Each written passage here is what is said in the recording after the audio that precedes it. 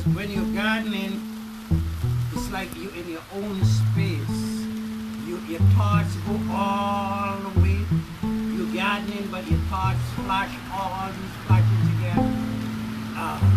Relaxing. Bernice Malecki, Babchi we call her, or Dupa, or Babcha, Wapcha. She has a lot of nicknames. You're gonna put that on Facebook? No, that's too much. We don't want to hear that. Nobody wants to hear They it, don't but want to hear that. you know what? This is my favorite gardener. Sorry to all the gardeners but and the artists, but this beautiful artist will not be seen today, but you'll hear her lovely voice. Maybe I'm not an artist. You are an artist. I am not. Stop it. You're telling lies now. Don't make me. I'll film you soon. Your face. That's not good, though. Babchi. Yeah. Beautiful Babch. Can you please share with me why you love gardening so much? Why do you love gardening so much? Because I started when I was about 10 years old. I had a garden, and ever since then I just like to plant anything in the ground and let it see it come out. Yeah. And you usually plant like vegetables, I find. Mm-hmm. Yeah. Do you have a favorite vegetable that you like to harvest? I like cucumbers. Yeah. All vegetables, really. Tomatoes, onions. I love your cucumber salad. Yeah. It's so fresh and summery. My favorite thing is having our organic little salads here. I remember sitting here and it was all fresh from the garden. I was like, I just couldn't believe it for some reason. Mm-hmm. And yeah, Yeah. you taught us that way. Okay, so since 10 years old, so your mother taught you, or did you kind of learn yourself? I used to see what she was doing, and I helped her, and that's how I learned. The rest, it just came to me. Just put them in rows and put the seed in. That's all. I didn't need any learning. I don't remember anybody teaching me. I love it. You just kind of had it in you already. Yeah. Okay, so we're just talking with artist Katie about planting and being a botanist, basically, and how she goes about visualizing and arranging her plants and gardens and all that fun stuff. So she's just going over how she sees it and foretells it, if that's what you want to call it. So when you're doing a container, some people like just modern, plain. This will take up more space and fill out, and that's all she wants in this one. When I'm designing a planter, you want to pick a thriller, which is your centerpiece. Okay. You want that to be the height that you want your arrangement to be. So the tallest one? Yes. Okay. So the thriller goes in the center, Mm-hmm. and it's your kind of like focal piece. Okay. And then you want a filler, so it goes thriller, filler. Okay. So depending on your size of pot, like here I could probably only fit 2 fillers. And that's something that you want that's going to kind of cover the base of your thriller Okay. and fill out the space. Okay.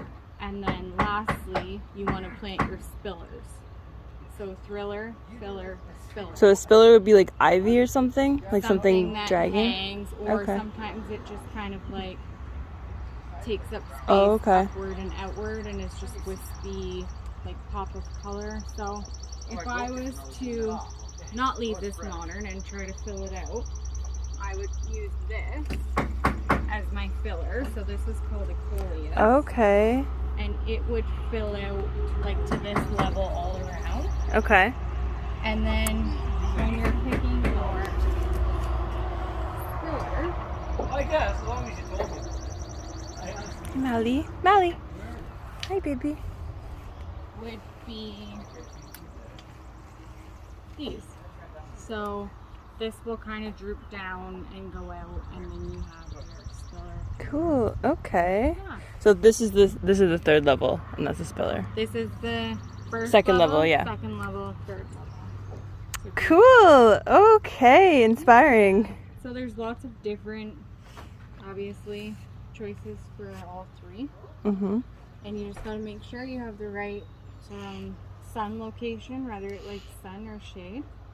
If you pick the wrong plant for the wrong amount of sun, it will not. It'll like burn or like It'll burn. It not won't multiply like it should. It'll just be straggly and sick. So that's probably the most important part. Okay. Even more important than color and how much you like the plant growing. Wow. Yeah, I guess that's hard for me, but yeah. Okay. Lovely Auntie Debbie, as she makes her beautiful succulent arrangement with driftwood there. How do you envision a garden? Like, where do you start?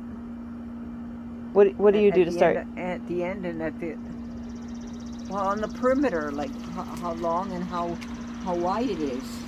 And then you put just whatever, how big you ever want it. I don't know.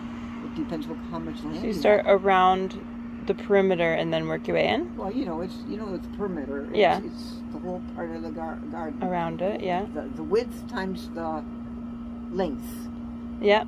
And then so you put what on the other side? Do you know? Or is this kind of random? Yeah, what would you put? It depends. If there's grass, there's just grass. But like on the outside. Well, I know I think you had a peach tree on the one outside. But they were just there. Okay. No, you don't have to. So it doesn't have to be anything like. It's better just to have, well, if there are trees there, but they get in the way. Like, it's better to have just a nice flat piece of land, and put strings on it, every so thing, and make nice rows, and just drop your seeds in there. I guess that's where I get confused is like the spacing part. Oh, like yeah. I think I put too many in one before. I was trying to congest it. Well, yeah, that those boxes that you made, you threw the whole seeds in there. Well, you can't do that. All the onions, they're all. No. I think you have to do them one by one. Right. And it's painstaking sometimes, but So Katie also uses recycling methods in here to kind of boost the, how'd you call that? Like just the drainage and aeration. Because you'll put the dirt over top of all of that aeration. Oh, so genius. This allows the water to get through quicker and takes up space. So you're not using 3 bags of soil when what you're planting is only ever going to encompass 1. Yep. Okay. So even this little stuff, Okay. you can just sting this and get it around the root. And with a little dew now, it's perfect. Aw. And my father, we had 3 big rows, and we'd have to pick them, take them off the things, and squash them, and You did that? Well, we helped my father and mother, yeah. And So you'd pick them one by one and put them in a bucket and squash. Would you step on them? Well, you have to take them off the Vine. the little vines that they're growing on to separate them, and then you have to wash them. Mm-hmm. We didn't step on them. No, I don't know how they squashed them. I didn't see it.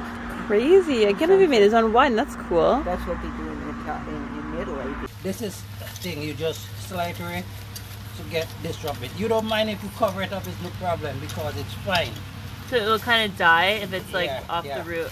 But at least what you want to highlight is your plant. How beautiful your plant. I've got an avocado growing in one of my plants here.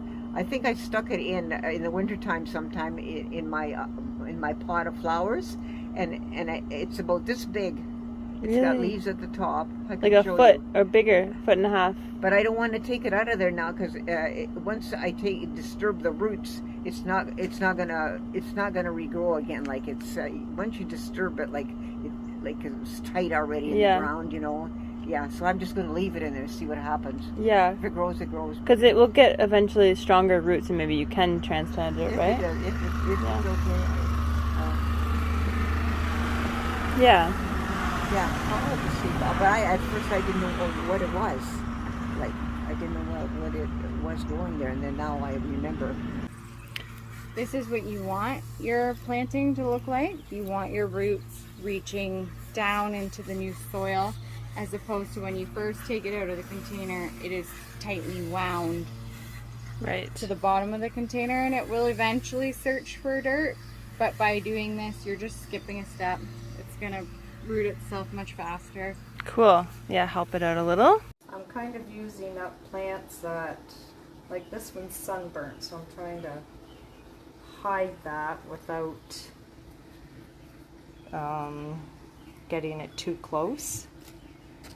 I thought I had done my research, and then once I started planting them and putting them outside, I realized that I didn't really know that. This is all new to me, so I'm learning this all myself. I've watched tons of videos, YouTube things. There's so much information. Why peat moss?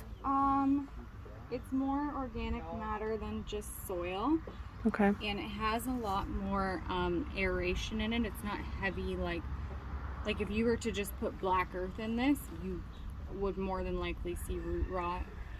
Some plants like a wet soil, but a lot of plants like good drainage. Okay. And the peat moss is just light. It holds moisture, but it also allows it to drain. There's lots of air in this mixture. That's so fascinating. I am so amateur. Wow. Right here, I'll Google it, and they'll say if it's doing this, this, and that, it's because you've overwatered. What are you thinking when you are putting one by one? Are you being like, I oh, like you're it. going to be yummy later? Yeah, Or- yeah. I said, well, this is the way to do it. And just hope the squirrels don't get it, that's all. Has taken up all the space that this container will allow. Mhm. So that will only ever get this big Okay. in this container. So its roots are cut off here, which can sustain this size of plant. So when you're repotting into a bigger pot, the goal is for your plant to grow and mature. So one thing you want to do is break up where the roots have closed themselves off. Okay. And kind Interesting. of make it new again, so all of these fresh roots that are now looking for a new place to grow, So they have space to it's just go. a jump start. Like it would eventually unwind itself and find its way, but by doing this you're just saying, Helping the process. oh hey, here's new dirt, like get going. Okay. And it does make it, Fascinating. yeah. And then you just want to remember that when you're repotting your new soil, you want to stay below the soil level that it has adapted to. You don't want to rot your there. roots. That's so interesting, yeah, because I've definitely made that mistake before. I'm also seeing some fun little things, I guess, what do you call these guys? Shells. Shells, but also like this Buddha guy, which I've seen in your other garden fun Yeah, yeah. artwork. It's easy So to make it every day you'd kind of nurture the garden, right?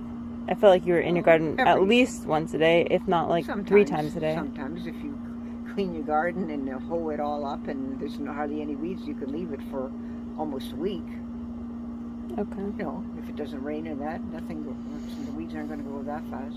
And you had such a big garden too, so to water it Yeah, must have well, been kind of... That's it. The bigger you have, the more work it is. So like if you have a smaller one, you can tend to it and it'll look nicer. Love the fact that you are using a spoon. That's very smart. And a paintbrush, because they're so delicate that you need to brush the dirt off of them very. And if he can do it, you can do it. I know I can do it, and I am doing it. Yeah. I just find it so fascinating because some people just have a real knack for it. Some people love it, and I some know, people don't want to do it at all. But it's beautiful. Would you say you're traveling like to another world? Yeah, when you're gardening, because you're so relaxed. Yeah, come that in the not in the rain. You relax, and your hands are moving, but your thoughts, there's 1,000 thoughts in your head, and you just drift from one to the next, all the way you're doing what you're doing. And time is like, it doesn't exist.